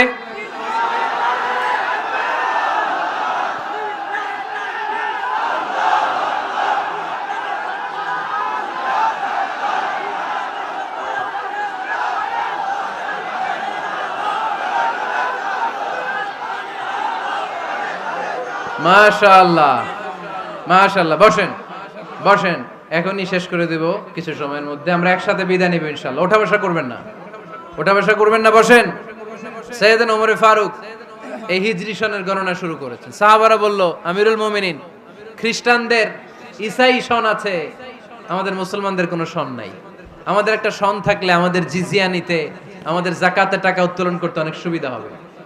ওমর ফারুক বললেন, তাহলে কোন সালকে হিজরি, কোন সালকে মুসলিম সাল হিসেবে আমরা ঘোষণা দিতে পারি? একজন বলল, আমার নবী যেই সালে জন্মগ্রহণ করেছেন ওই সালে। ওমর ফারুক বললেন, না, আমার নবীর জন্ম আমাদের জন্য খুশির দিন, কিন্তু এটা আমাদের জন্য প্রেরণা নয়। প্রেরণা নবীর কাজে, ঠিক কিনা?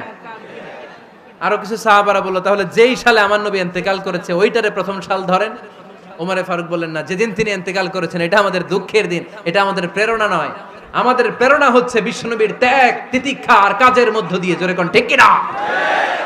ওমরে ফারুক বললেন, যেদিন বিশ্বনবী ইসলাম রক্ষায় নিজের মাতৃভূমি ছেড়ে মক্কা থেকে মদিনায় গিয়েছেন, ওই দিনটাকে হিজরি প্রথম দিন ধরে আমরা হিজরি সাল গণনা করে শুরু করে দেব। ওইটাই হচ্ছে হিজরি সন।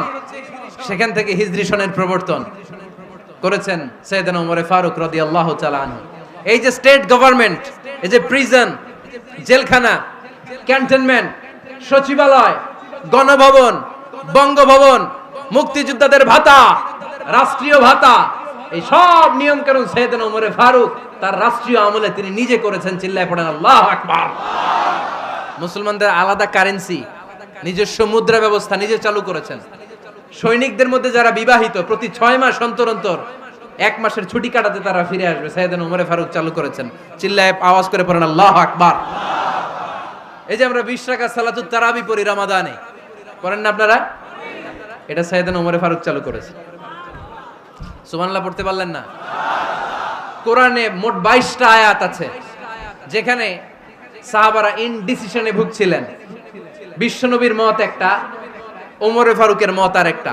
এই 22 জায়গায় আল্লাহ তাআলা বিশ্বনবীর মতের পক্ষে আয়াত নাজিল না করে ওমর ফারুকের মতের পক্ষে কোরআনের আয়াত নাজিল করেছেন।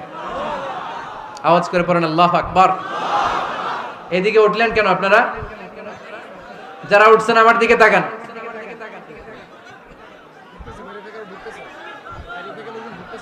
কিছু ভিতরে ঢুকতেছে, কিছু বাইরে দিছে না?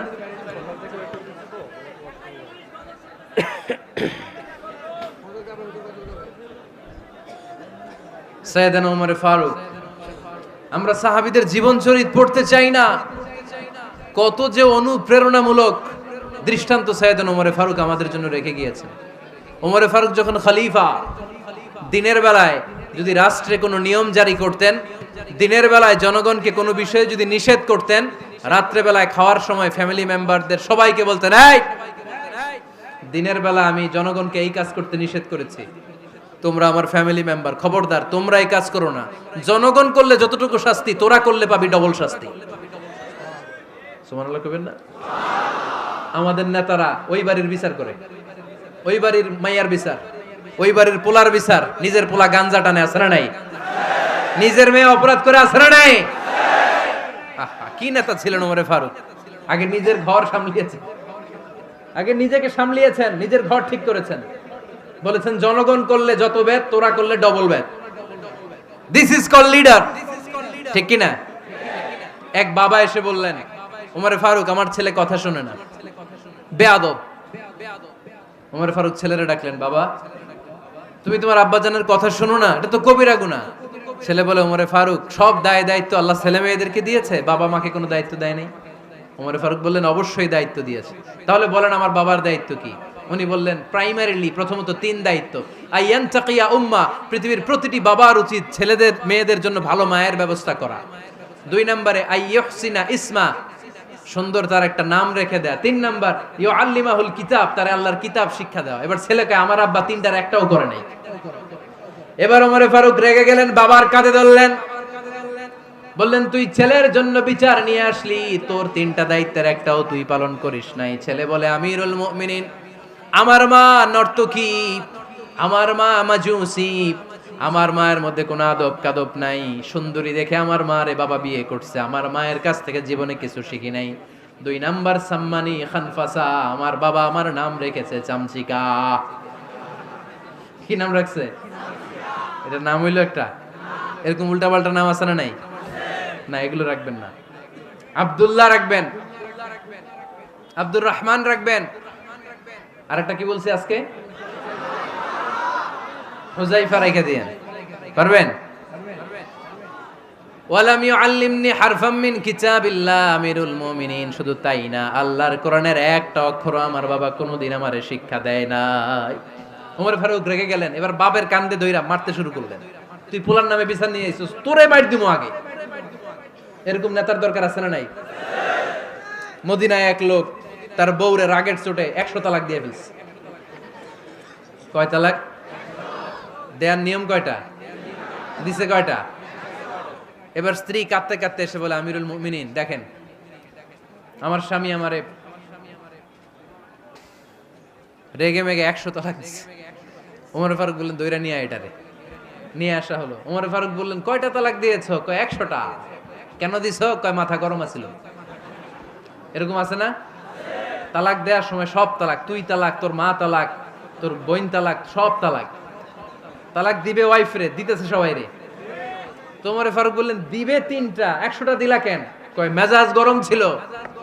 কয় দাঁড়া, আত-তালাকু মিন শাআইরিল্লাহ, তালাক হচ্ছে আল্লাহর দেয়া বিধানের একটা নিদর্শন। এটা নিয়ে তুই খামখেয়ালি করলি? আমার রায় শোন। আমার রায় হচ্ছে 3 তালাকে তোর বউ তালাক, বাকি 97 তালাক তোর পিঠের উপরে পড়বে। এরকম বিচারের দরকার আছে না নাই? এরকম দৃষ্টান্তমূলক বিচার যদি বাংলার জমিনে দেয়া হতো, আর কোন নারী ধর্ষিতা হতো? আর কোন নারীকে অ্যাসিড মারা হতো? আর কোন নারী যৌতুকের জন্য কান্না করতো? একটা আমল লাগবে, বেশি না। কয়টা লাগবে? তিনি গভর্নর সিস্টেম চালু করেছিলেন। Governor system, Islamic state.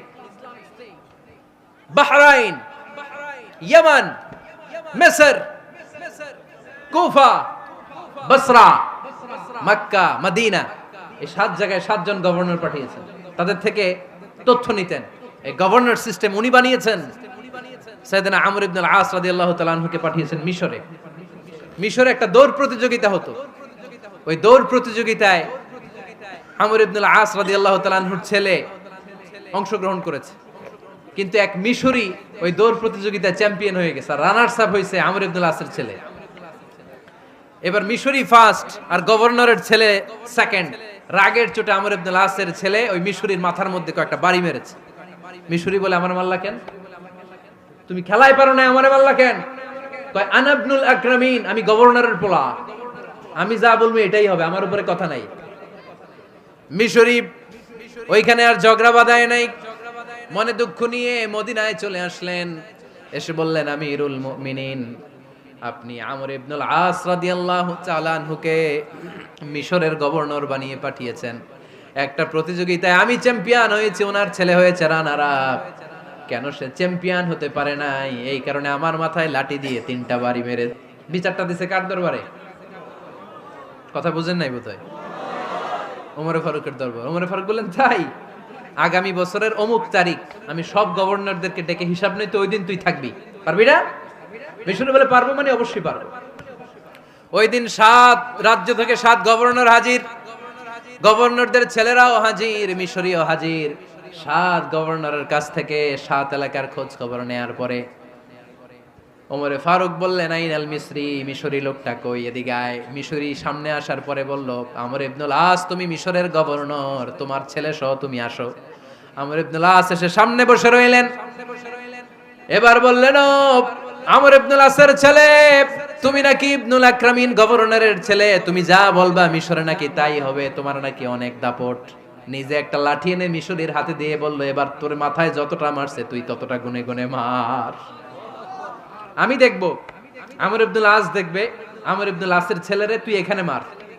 সে বলতেছে, থাক, আপনি বলছেন এতেই যথেষ্ট, মারা লাগবে না, আমি মাফ করে দিলাম। ওমরে ফারুক বলল, খবরদার, মার, মার ওর মাথার মধ্যে।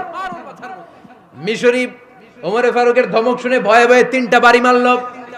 এই বাড়ি মারা দেখেও ওমরে ফারুকের হৃদয় ঠান্ডা হয় নাই।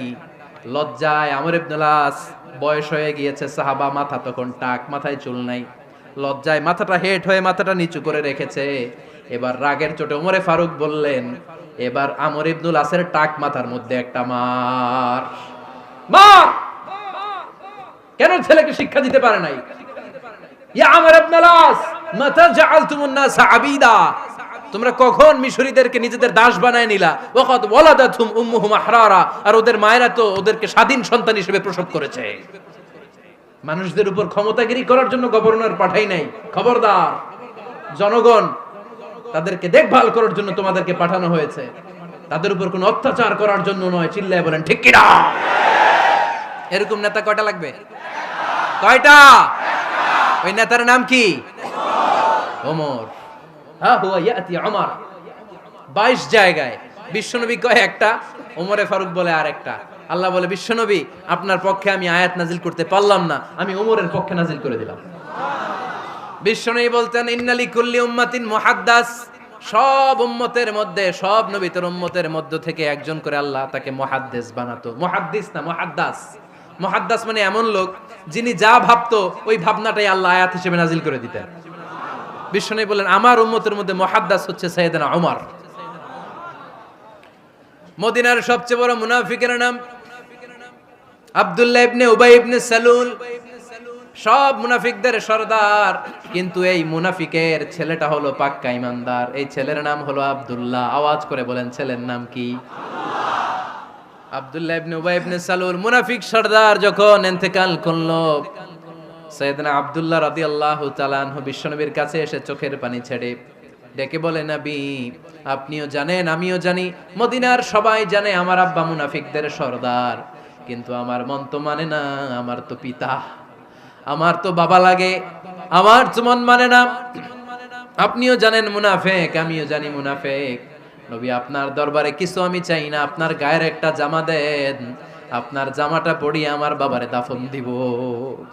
এর উসিলায় যদি আমার আব্বারে আল্লাহ মাফ করে দেয়, দয়ার নবী মায়ের নবী জামা খুলে দিয়ে দিলেন। পড়েন সুবহানাল্লাহ। আব্দুল্লাহ রাদিয়াল্লাহু তাআলা আবার আবদার চললেন, নবী জানি আমার বাবা মুনাফিক, কিন্তু আমার তো বাবা, আপনার দরবারে ফরিয়াদ, আপনি নিজে যে আমার বাবার জানাজার নামাজের ইমামতি করবেন। দয়ার নবী মায়ার নবী জানাজার নামাজে যেতে চাইলেন। ওমরে ফারুক বললেন, নবী না, খবরদার আপনি উবাই ইবনে সালুলের জানাজায় যাবেন না। বিশ্বনবী জোর করে যেতে চাইলেন। সাইয়েদনা ওমরে ফারুক বিশ্বনবীর জামা পেছন থেকে টেনে ধরলেন। আল্লাহু আকবার। টেনে ধরলেন, যাবেন না আপনি। ওমরে ফারুকের হাত থেকে হ্যাচকা টান মেরে জুব্বা টান দিয়ে বিশ্বনবী জানাজায় চলে গেলেন। রব্বুল আলামিন আয়াত নাজিল করলেন, ইস্তাগফির লাহুম আও লা তাস্তাগফির লাহুম ওয়া ইন তাস্তাগফির লাহুম ৭০ মাররাতান ফালান ইয়াগফিরাল্লাহু লাহুম। নবী গো, একবার নয়, দুইবার নয়, ৭০ বারও যদি এই মুনাফিকের জন্য আপনি ক্ষমা চান, তার জন্য ক্ষমা নাই, তার জন্য আছে জাহান্নাম। ওয়ালা তাকুম, আপনি যাবেন না আলা কবরি, কখনো তাদের জানাজায় যাবেন না। এই যে একটা ভুল করে ফেলছেন, এটা এইবারই শেষ, এরপরে আর যাবেন না। সাইয়েদনা ওমর ফারুকের পক্ষে আল্লাহ তাআলা কোরআনের আয়াত নাজিল করে দিলেন। চিল্লায় পড়েন আল্লাহু আকবার। এভাবে 22টা জায়গায় ওমর ফারুক যা বলেছে, এটা নিয়ে একটা আলাদা আলোচনা হইতে হবে, আলাদা একটা আলোচনা লাগবে যে 22টা আয়াতে আল্লাহ তাআলা বিশ্বনবীর পক্ষে কোরআনের আয়াত নাজিল না করে সাইয়েদনা ওমর ফারুকের পক্ষে আয়াত নাজিল করেছেন। চিল্লায় পড়েন সুবহানাল্লাহ। ওই ওমর ফারুককে আমাদের মডেল বানানোর দরকার আছে না নাই? ওই ওমর ফারুকের জীবনী আমাদের ছেলে মেয়েদেরকে পড়ানোর দরকার আছে না নাই? আমাদের ভবিষ্যৎ প্রজন্ম এগুলো জানে না। ওরা সালমান খান দেখে বড় হয়, ওরা শাহরুখ খান দেখে বড় হয়, ওরা ঋত্বিক রোশনকে দেখে বড় হয়। ওরা মনে করে যে এরাই বড় সুপার হিরো। আমাদের যে কত বড় সুপার হিরো আছে এরা জানেই না। নতুন প্রজন্মের কর্ণকোহরে সাইয়েদনা ওমর ফারুকের ইতিহাস পৌঁছে দেওয়ার দরকার আছে না নাই? ওমর ফারুকের ইন্তেকালের ঘটনাটা বলেই আমরা মুনাজাতের দিকে যাব। শুনবেন? শুনতে চান? উনি স্বপ্নে দেখলেন একটা লাল মোরগ ওনাকে 3টা ঠোকর মেরেছে। কয়টা? উনি জুমার নামাজে, জিলহজ মাসের শেষ সপ্তাহে জুমার নামাজে বললেন যে একটা লাল মোরগ 3টা ঠোকর মেরেছে। মুগীরা ইবনে শুবা রাদিয়াল্লাহু তাআলা আনহুর দাস আবু লুলু আল মাজুসি, এই লোকটা খঞ্জর বানাতে পারতো। মুগীরা রাদিয়াল্লাহু তাআলা আনহুর দাস। মুগীরা প্রতিদিন 4 দিরহাম করে চার্জ করতো, যেহেতু দাস। সে এসে বিচার দিল, আমিরুল মুমিনিন, মুগীরা আমার থেকে বেশি টাকা চায়, জুলুম করে। ওমর ফারুক বললেন, তাই? তুমি কি কাজ জানো? বলে, আমি খঞ্জর বানাতে জানি। বাড়ি কই? পারস্য। আরে তুমি খঞ্জর বানাতে জানলে তো 4 দিরহাম অনেক কম, সে তো আরো বেশি টাকা নেওয়া দরকার ছিল তোমার থেকে। আবু লুলুর এই কথা পছন্দ হয় নাই। সে কয়, ওমর তুমি সবারে দয়া দেখাও, আর আমার ক্ষেত্রে কঠিন নিয়ম বানাইলা, দাঁড়াও এই নিয়ম তোমার আমি দেখাবো। এই রাগে সে বাড়িতে যে একটা খঞ্জর বানালো। কি বানালো? খঞ্জর চিনেন? ছোট্ট ছুরি। কিছুদিন আগে ওমানের সুলতান কাবুস ইন্তেকাল করেছে, জানেন আপনারা? ওনার এই কোমরের মধ্যে খঞ্জর থাকতো, ছবিতে দেখছেন? আরব শায়েখ যারা সুলতান আমির, কোমরে কি থাকে? ছোরা থাকে, খঞ্জর। সে বাসায় যে একটা খঞ্জর বানালো, যেই খঞ্জরের 2 মাথা, লাহু রাসান ওয়া মাকবাদাতুহু ফি ওয়াসাতি, আর ধরার হ্যান্ডেলটা মাঝখানে, এদিকেও ছুরি এদিকেও ছুরি, যাতে এইভাবে মারা যায়। সে ধার দিতে লাগলো আর বলল, ওমর দাঁড়াও, তোমারে আমি দেখাবো। ওমর ফারুক মসজিদে নববীর ইমাম, ফজরের নামাজের সময় এ আবু লুলু আল মাজুসি বুরনুস পরে, চাদর পরে, লুকিয়ে লুকিয়ে, সে অগ্নি উপাসক, মুমিন নয়, ওমর ফারুককে অ্যাটাক করার জন্য গেলেন মসজিদে নববীতে। ওয়াকানু ইউসাল্লুনা বিগালাস, তখন ওনারা অন্ধকারে নামাজ পড়তো। নামাজের সময় যখন হলো, লুকিয়ে লুকিয়ে প্রথম কাতারে ওমর ফারুকের পিছনে মুয়াজ্জিনের পাশেই দাঁড়ালেন, হাতে খঞ্জর, একামত হলো। ওমর ফারুক সালাত শুরু করলেন, ফজরের সালাত, আল্লাহু আকবার। নামাজ শুরু করলেন, সূরা ফাতিহা বললেন। আরেকটা সূরা যখন পড়তে যাবেন, in the mean time Abu Lulu এই খঞ্জর নিয়ে ওমর ফারুকের বুকের মধ্যে 3টা স্টেবিং করলেন। একটা মারলেন নাভির নিচে, মারার সাথে সাথে পাকস্থলী কেটে গেল। আরেকটা মারলেন পাজরে, পাজর ছিঁড়ে গেল। 3টা মারার পরে ওমর ফারুক বললেন, কাতালানি আল কালব, এক কুকুর আমাকে মেরে ফেলেছে। পেছন থেকে এক সাহাবীকে টান মেরে সামনের দিকে নিয়ে গেলেন, তুমি নামাজের ইমামতি করাও। আর ওমর ফারুককে বাকিরা ধরাধরি করে পেছনে নিতে আরম্ভ করলেন। আর এই আত্মাই আক্রমণ যে করেছে, সে কাতারের মাঝখান দিয়ে যেতে আরম্ভ করলো আর দুই দিকে ছুরি মারতে আরম্ভ করলো। 13 জন সাহাবীর গায়ে ছুরি মেরেছে, 7 জন সাহাবা স্পট ডেথ, জায়গায় মৃত্যু। এই ভয়ঙ্কর অবস্থা দেখে এক সাহাবী বুরনুস, এক ধরনের জুব্বা আছে মাথাওয়ালা, অনেকে জ্যাকেট পরছেন না এরকম মাথাওয়ালা, লম্বা জুব্বা আছে, আরবরা শীতে পড়ে মাথাওয়ালা, এই মাথাওয়ালা জুব্বা বের করে এক সাহাবী জালের মতো তার দিকে উড়ায় মারলো। ওই বুরনুসের মধ্যে পেঁচিয়ে আবু লুলু মাটিতে পড়ে গেল আর সুইসাইড করে ফেললো, নিজের বুকে নিজে মেরে আত্মহত্যা। যেই সাহাবীকে ইমামতির জন্য দাঁড় করালেন, উনি ছোট্ট সূরা দিয়ে, প্রথম রাকাতে সূরা আল কাউসার, দ্বিতীয় রাকাতে সূরাতুল ইখলাস দিয়ে নামাজ শেষ। ওমর ফারুক বেহুশ। ওমর ফারুক কি? হ্যাঁ, বেহুশ। সবাই কান্নাকাটি করতেছে, সবাই দেখতে গেলেন, এখন হুঁশ ফিরে না। মুখের মধ্যে, মুখ খুলে রাষ্ট্রের চিকিৎসক মুখের মধ্যে দুধ দিলেন, ওই নাভি দিয়ে দুধ বের হয়ে যায়, পাকস্থলী কেটে ওখান দিয়ে দুধ বের হয়ে যাচ্ছে। তারা বলল, ওনারে বাঁচানো সম্ভব না, দেখেন হুঁশ ফিরে কিনা। হুঁশ ফিরলে ওনার পরে কে আমির হবে, উনি যেন প্যানেল ঠিক করে দিয়ে যায়। সবাই তাকিয়েছে ওমর ফারুকের চোখের দিকে। আল্লাহর মেহেরবানিতে ঘন্টা খানিক পরে উনি চোখ খুললেন। চোখ খোলার পরেই বলেন নাই, ও মা আমি মরে যাই। চোখ খোলার পরে উনি বলেন নাই, কে মারলো আমারে। চোখ খোলার পরে উনি বলেন নাই, আমার পরে নেতা কে হবে। চোখ খোলার পরে সর্বপ্রথম কথাটি ছিল, আসল্লান নাস, আমার নেতৃত্বে যে ফজরের নামাজটা শুরু হয়েছিল, এটাকে ঠিকমতো তোরা পড়েছিলি? আমার নেতৃত্বে যে ফজরের জামাত শুরু হয়েছিল, সেটা ঠিকঠাক মতো সমাপ্ত হয়েছিল কিনা আগে বল। আসল্লান নাস, নামাজটা হয়েছে কিনা বল। সুবহানাল্লাহ কইতে পারলেন না? This is Omar, hour super hero. নেতা অনেকগুলো লাগে না, এরকম নেতা একটাই যথেষ্ট, যে গোটা বিশ্বকে কাঁপায় দিতে পারে। চিল্লায় বলো ঠিক কিনা? আমরা চাই আমাদের ছেলেগুলো ওমর ফারুকের মতো বড় হোক। আমরা চাই আমাদের ছেলে মেয়েগুলো খাব্বাব, খুবাইব, সাইয়েদনা আলী, উসমান, আবু বকর রাদিয়াল্লাহু তাআলা আনহুর অনুসরণে বড় হোক, ঠিক কিনা? আমরা একটা ওমর চাই, যিনি আমাদেরকে সালাতের শিক্ষা দিয়ে গিয়েছেন, ইন্তেকালের আগে বলেছেন সাল্লান নাস। এজন্য আমরা যেন নামাজ কখনো নষ্ট না করি। আল্লাহর জমিনে দিন বাস্তবায়ন আসাদ্দুহুম ফি আমরিল্লাহি ওমর। ওমর রাদিয়াল্লাহু তাআলা আনহুর মতো এত কঠোর কেউ ছিলেন না।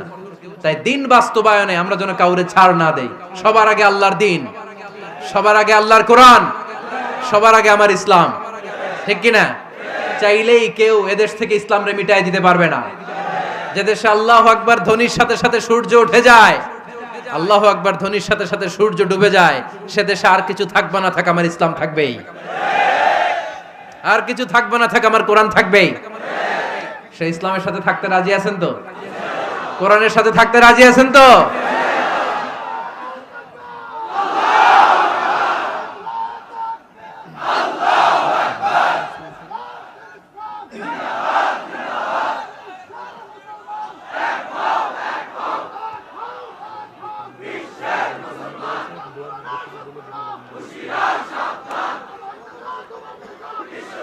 আল্লাহ আমাদের সবাইকে কবুল আর মঞ্জুর করে নেয়। আমরা পড়ি আমিন।